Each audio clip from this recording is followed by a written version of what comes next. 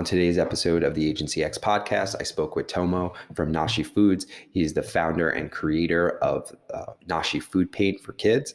Really great product, and it was really interesting backstory. He started off in the fashion space and now moved to creating food products for kids. His products can be found in a lot of major retailers. He's also selling on a Shopify e-commerce website. We had a really great conversation about both selling in larger stores as well as developing the brand, why he created it, and also selling via e-commerce. So it was a really interesting conversation about his history and about the state of e-commerce and retail right now. I hope you enjoy this episode. This episode is sponsored by Gorgias. Gorgias is the #1 e-commerce help desk that lets you manage and respond to messages from your site, social, email, and SMS all in one platform. They have built-in automations to handle common queries like order tracking and save your team time and money. Get a free month by clicking the link in the description and elevate your customer experience today. You're listening to the Agency X podcast. I'm your host, John Sertikowski, founder and CEO at Avex, a New York City-based e-commerce agency for high-growth D2C brands. As always, I'm joined by our e-commerce strategist, David Anzalone. Our goal is to provide some insight into e-commerce, technology, design, and everything in between. Let us know what you think of today's episode and make sure to visit our website, avexdesigns.com. Okay, excellent. Thanks so much for joining today, Tomo. I really appreciate the time today. Excited to jump into this discussion. It's been a while. I know that we spoke back and forth about various things in the past, but I'm really glad that we could sit down and learn more about your brand and what you've been working on. Yeah, it's really good to be here. Thanks for having me. Of course. So just wanted to start off a little bit of introduction about yourself, just so that our listeners can learn more about who you are and what you've been working on. Yeah, my name's Tomo Delaney. I am the CEO and founder of Noshi, which is a kids' organic food company.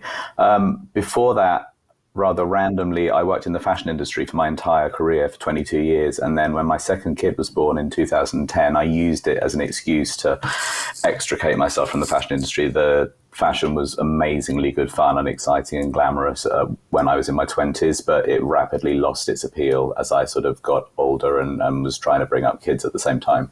So I used this as an excuse to jump ship and found myself at home with a 1-year-old and a 5-year-old, both of whom were very, very picky eaters. And so I was spending a lot of time with Davey, my 1-year-old, in his stroller, walking around grocery stores in Lower Manhattan, looking for anything that might interest them enough to actually stop and want to get up to the table and actually pay attention to the food on the plate in front of them. And Noshi came about as a result of that, basically. After a family friend made a suggestion as to, I was talking to her about it, and she said, "Why don't you present food to children by color rather than flavor?" And within about 2 minutes of her saying that, I was like, that's a really good idea. Surely somebody must have done this before. And of course they hadn't. And if you bring in an element of creativity and ask kids, give kids the ability to draw a picture with their food, on their food, it sort of suddenly started ticking one box after another. I was sort of looking at my 2 kids and thinking, this is how you spend your time, and when this is how you want to spend your time. Kids have these amazing, limitless imaginations, and they're desperate to get all of these ideas out onto paper and into song and painting and drawing and telling you stories and having you tell them stories, which fire their imagination more and more. Like, why can't we make meal times into just an extended playtime? Give them an excuse to want to get up to the table, to be excited to get up to the table, and actually have a little mission to complete while they're at the table. No, that's really interesting. I that's a big contrast from the fashion world to kids' food because I've worked in the fashion space for quite a while too. A lot of the clients that we work with are fashion, lifestyle, completely different dynamic than when you're working with food and beverage or CPG or something like that. It's whether it's the design aesthetic or even the technology or the approach and the language being used, it's very, very different. So I totally hear you on that. And, we've actually shifted away from some of the fashion brands or working with more types of brands that are not only in the fashion space. So I could totally get where you're coming from with that transition. But something interesting that you just said was presenting food to children in color rather than in flavor. And having a 3-year-old, I totally get that, because they make their decisions less about like taste or what it is. Like, for example, my 3-year-old, he refuses to eat most things. Like, he loves bread and like that's it. I feel your pain. And like, we tried to give him even like organic chicken nuggets that we bought. Yeah. And I try to tell him it tastes good, but like, daddy eats it, it tastes delicious, you'd like it. That doesn't work. It's the texture of it. He'll bite it, and if it's not the texture that he's expecting, if it's not crispy enough, or if it's a certain color, whatever it is, he sees it and it's yucky, no matter what. Even if it tastes good to him, it's just, their minds are processing things in a completely different way. So the idea of presenting it in color allows them to like see it. Oh, I like the color blue, or I like the color red. So that must be yummy. Exactly. And also, I like painting. I like colors. I like doing stuff with colors. And also the real key, the big thing though, that really all of it hinges on is kids love to complete tasks. That they love responsibility. They love the feeling of independence. They love being given something to do, and they really, really want to do their parents proud. They want, especially when they're younger. I mean, I've got a 14-year-old daughter. The opposite becomes true as they get older. But when they're 3, 4, 5, 6, 7 years old, you ask them to do something. They want to please you. They want to impress you. They want to show you they can do this thing.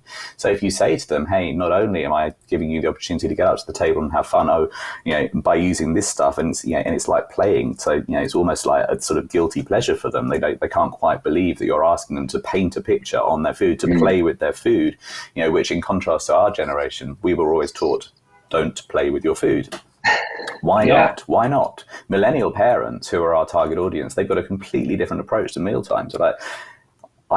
People are increasingly realizing that picky eaters, there's a lot of them out there, and why would you fight them? Why wouldn't you just, ultimately, you need them to eat food, and you need them to eat food that's as healthy as possible. So what we're doing is, as I said before, we're just ticking a number of boxes. We're giving them more freedom at the table, more, a way to, express themselves, a creative outlet, a guilty pleasure. They're playing, it's colorful. Their mums don't mind necessarily as much nowadays as my mum would have done. There's no way my mum would have let me do this when I was 3 years old. But let's just all relax and give them a bit of space and give them something to do for themselves.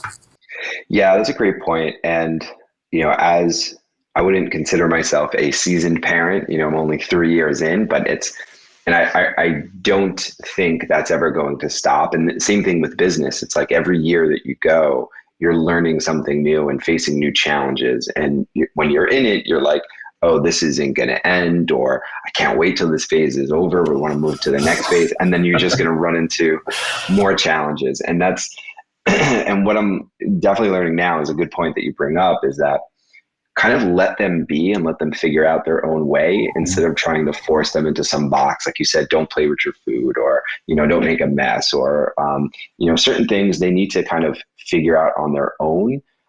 Whereas, that's definitely going to benefit them later on in life, but it's also going to make it easier on you as a parent, as being able to say, does it matter if they play with their food and make a mess? I'm just going to have to clean it up. Otherwise, it's going to cause an argument and a temper tantrum, and I'd rather avoid that. Yeah, exactly. I mean, well, for a start, they tend not to make a mess with it. I mean, if you give 3 tubes of food paint to a 1-year-old, they are just going to go. But if you give it a tube of food paint to a 5, 6-year-old, 4, 5, 6-year-old, and you give them a task, draw a face on your pancake, write your name on your pancake, write your name on your oatmeal, they sit down and they do it, and they focus and they concentrate, and they're like, wow, this is amazing. I'm being allowed to draw a picture on my food, and this stuff itself is amazing. Oh my God, it tastes amazing too. This is great. And to your point about being a new parent, when Dot, our first child, started preschool, we were making her these unbelievably elaborate meals in a lunchbox, and it had pasta and steamed broccoli, and of course she was coming home every day and she hadn't eaten any of it. And we were new parents, and we were like, what's happened? Why isn't she eating this amazing food we're making for her? There's a disconnect now. When she's sitting at the table opposite us, you sort of almost subconsciously work out how to get some food into your kid. But suddenly she was going to school and she was coming home and she hadn't eaten any food. And this was probably the first real lesson to me. I remember specifically saying to her, to the principal of her preschool, and saying, "My God, this is a nightmare. I don't know what to do. How do we get her to eat her lunch?" And the principal just said, "Tomo, I've never known a child starve itself to death. But when they need to eat the food, they'll eat the food. If they're hungry, they'll eat some food. They might not eat all of it, but they'll eat it." Yeah, and it's really just, again, letting them get on with it. Just let the kids get on with it. Just leave them alone. We've got to stop coddling them and wrapping them in cotton wool. Just leave them alone. And it generally, the cards generally fall in the right place. Yeah, exactly. Definitely leave them alone, let them find their own way. And if they're hungry, they're going to eat. Unfortunately, with my son, he gets very hangry. So meaning if he doesn't eat, he is a completely different child. But ours too, and he's 10. But again, you just got to be, okay, all you need to do is have a snack now. And it's ultimately he has the snack. He just didn't realize he needed it. Right, that's the problem. Sometimes they yes, especially if they've been running around in the schoolyard for 3 hours and they come home and they're like shaking with hunger and they can't work out what it is. Like, you just need to have a snack. Yep. Here's a tube of food paint, and shoves it straight in the mouth. Yeah, no, that's great. And my kid definitely loved him when you shared some samples. So that's great. And I think that's a great problem that you're solving. It seems like it's nutritious. It has nutrition in it. It's not just sugar that they're putting on things, and that it kind of helps parents, and kids love playing with it. So really great problem there that you're solving, and it's a really interesting space. Speaking of D2C e-commerce, I know that you're selling direct to consumer on your website, but also in retail locations. What are some of the changes that you see in D2C specifically in the e-commerce space? Any changes that you see happening over the next 1 to 3 years? Well, I almost feel a bit too old to answer questions like this because, as I said, if you go back to fashion, just before I left the fashion industry, I was a product photographer. So I was doing a lot of e-commerce photography for brands like Calvin Klein and Donna Karan and people like that. And it was really interesting because it was just as e-commerce photography was becoming a thing in the fashion industry. And a friend of mine, I think a mutual acquaintance, Tony King, he was doing a lot of high fashion websites and he was giving me a lot of photography work. And it was sort of the end of well-paid product photography because I was getting paid really well. And suddenly, as that phase in my career progressed, just before the birth of Davy, our second kid, suddenly it just disappeared overnight. All the brands like Donna Karan and Calvin Klein and the stores like Bloomingdale's, they all suddenly realized that instead of paying people like me $3,000 a day to photograph 25 shoes on a white background, they could get a 22-year-old college graduate, build a studio for themselves in their own office building in 100 square feet, and put that person on a $35,000 a year salary to take the same picture I was taking. So all of the creativity seemed to be being sucked out of the fashion industry in favor of these white background, just a shoe on a white background and a website that sold 100 shoes photographed on the same day on the same white background. And as a creative, I found that quite depressing. But again, that was probably the final nail in the coffin of my career in fashion. It was what spurred me to jump out of the fashion industry. But what I've noticed recently, especially in fashion as well, is that the budgets aren't anywhere close to what they used to be when people were devoting, 10 million. I worked on high fashion advertising campaigns where there was a $20 million budget for a 2-day shoot, including the fee for the celebrity, of course, most of which was going to them. But, the amounts of money we were given to spend on a 2-day shoot, all of that's gone now, I think, apart with some very notable exceptions. But the fashion websites and that were just doing this white background photography, they've all found a way of bringing creativity back into it and bringing their individual aesthetic into their websites. And I actually used a a Gucci website. I can't remember what it was exactly. It was a website that they built for a range of sneakers last year, which was the most amazing looking website. I'm frustrated. I can't remember what it was. But anyway, I used that as reference when we built the Noshi website. And so I think everybody's realizing that this shift is seismic, into e-com. This is where everything has to be nowadays, and you have to you've got to win customers and keep them. You've got to make the website interesting, and I think from that perspective, it is all being dragged up slowly but surely. There are some amazing e-commerce looking amazing looking e-com websites out there now. Yeah, for sure. And it's definitely important content is really, really one of the biggest things on a site. Like, you could have a pretty standard, as long as it's well designed, follows some best practices. I think the content really needs to speak to the customer. To your point, now that DTC is growing, it's more important than ever. So maybe back a few years ago, some brands are maybe pulling some of that budget away from content, and I think it might be coming back in right now. Especially when it comes to lifestyle brands that you're trying to develop. And there's interesting ways, especially smaller brands, can be able to leverage smaller budgets, whether that's working with influencers and getting user-generated content and incorporating that into the website, because that really resonates with customers a lot more than just like tons of lifestyle imagery and things like that, or just product imagery. Especially with a brand like yours, I do think it's important to have that. People want to see social proof on the site. They want to see kids using it, why, and them loving it, like happy kids, like in real life, not just like, faking that as a commercial. But yeah, that's a really great point. So you also sell brick and mortar in retail locations. What have been some of the challenges that you faced in that space? I know that's very different from D2C, but because you're doing both, you have these multiple channels. How does that differ from D2C, and what have been some of the challenges there? Nothing anticipated, and nothing that I didn't feel overwhelmed by, because I came into this industry completely cold. Somebody put a really good idea in front of me, and I felt so strongly that it was such a good idea that I just went, okay, this is what I'm going to do now, and I did it. And I had no idea as to how complicated it was to launch a CPG brand. I had no idea how difficult it was to get a foot in the door of the food industry, which is an insane industry. If you think about the fashion industry being crazy, the food industry it's been a ride, and that's for sure.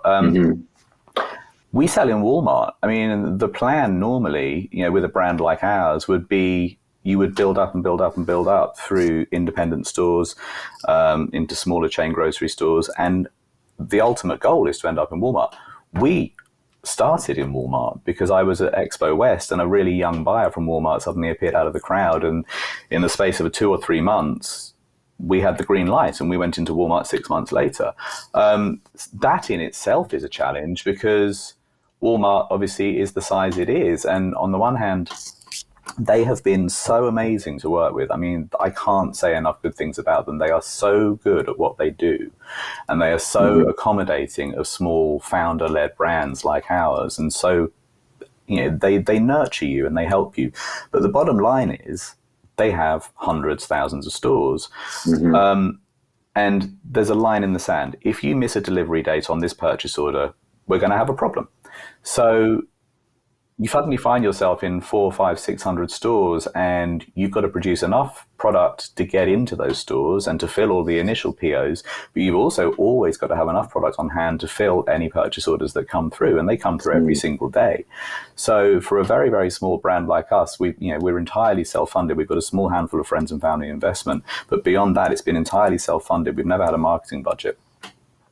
So the pressure is there. That's where the pressure is. Like, we've been given this golden opportunity by Walmart, and I've had conversations with them wherein they have explained to me, how interesting they think this brand is. but it's sort of, we've done it backwards. And again, because that wasn't that was never really apparent to me. I was like, oh, we're going to be in Walmart now. That's great. I was like, of course, at the time I was like, bloody hell, this is a big deal.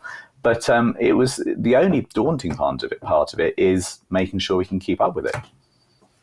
Yeah. That's something that I've heard before, is that, they're a lot less forgiving when it comes to certain things, and they know that they hold a lot of the cards, right? They know that you want to be in the store, it's profitable for you, and that they're going to make the terms, but also, I do think they're understanding of smaller brands, but at the same time, like, they're not going to really care as much whether you're a large brand or a smaller brand. If like you can't meet that purchase order, or if you're, then you need to be able to make it. So as long as you're making money for them and for yourself, as long as everybody's making the money that they set out to make on the deal, then everyone's happy. But the interesting thing is, the ironic thing is, there are other grocery chains that I would love for us to be in that we can't afford to be in because we don't have the margin to meet their other demands. And of course, as we grow, our COGS comes down and our margins go up, and we will end up in those stores. But it's just sort of an interesting place that we're in at the moment, in that we're in Walmart and not many other stores, because of how they work and because of where we are in our evolution. Other big box stores, I've had amazing relationships with.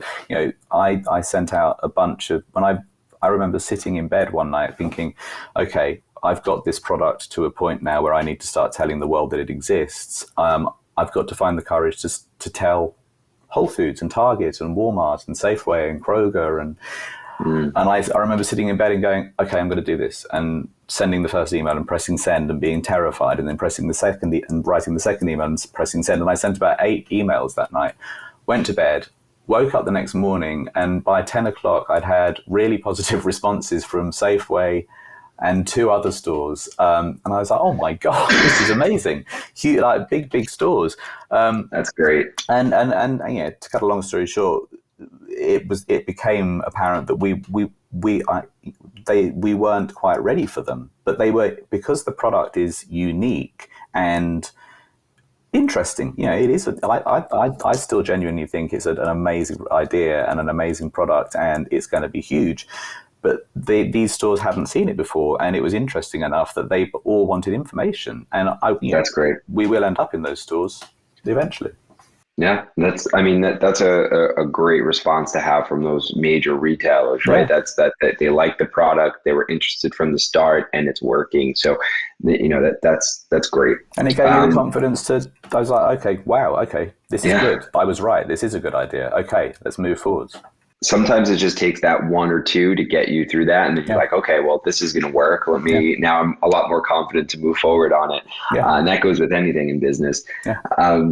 So as far as you mentioned that there's a lot of different products in these stores, like when someone comes to your D2C website, they're seeing just your product.